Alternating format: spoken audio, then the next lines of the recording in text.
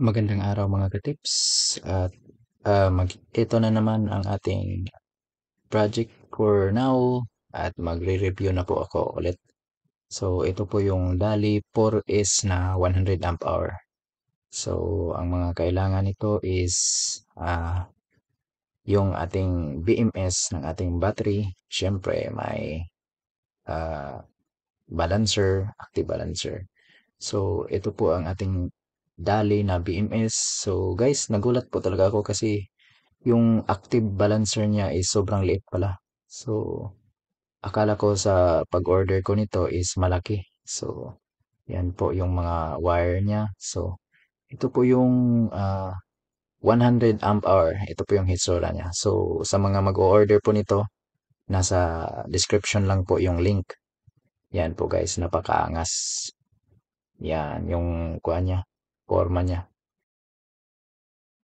So, dito lang talaga ako naliitan sa kanyang active balancer. Sobrang liit pala. At yung kuha naman, yung dali na BMS niya is sobrang pulido. So, mabigat siya. At akala ko ano lang siya, parang fiber. Solid na solid po yung kuha niya. Talaga. So, yung wire niya is maliliit yung mga kuha niya. Pero okay naman. So, napakaganda sa mga mag-order. Nasa link, description lang po yung link. Dito naman guys is yung battery niya. So, gamit ko po is 32650 po. So, bali, apat na series. Yung first series niya is uh, 12 uh, para aabot ng kuan 48 lahat. So, 12-12 po to. So, ito na po yung mga tabbings niya. So, yung mga holder niya, battery holder at ang kanyang BMS. Yan lang po. Battery, yung tabbings, ah, battery holder, tsaka yung kanyang BMS. Napaka-importante po yung ah, BMS at tsaka active balancer para po sa ating LiFo battery. So, gamit ko po ito sa 12 volts na mga appliances.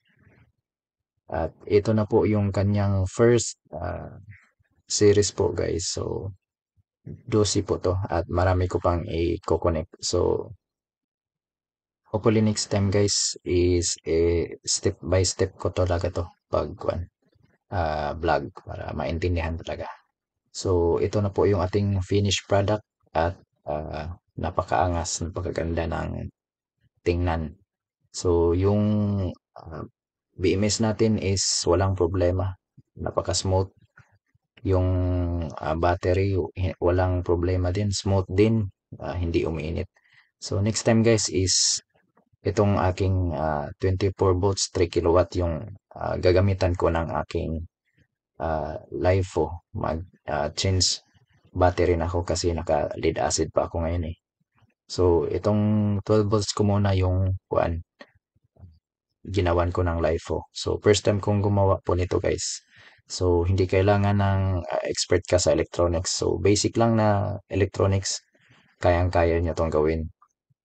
So, sa mga order dyan, click lang sa description. At hopefully next time, i-vlog ko yung 24 volts na LiFo naman. So, salamat sa panonood at sa mga gustong mag-solar. So, iba-vlog ko yung magkano na ba yung aking bill as of now kasi lumiit na po talaga yung bill ko sa kuryente. Thank you.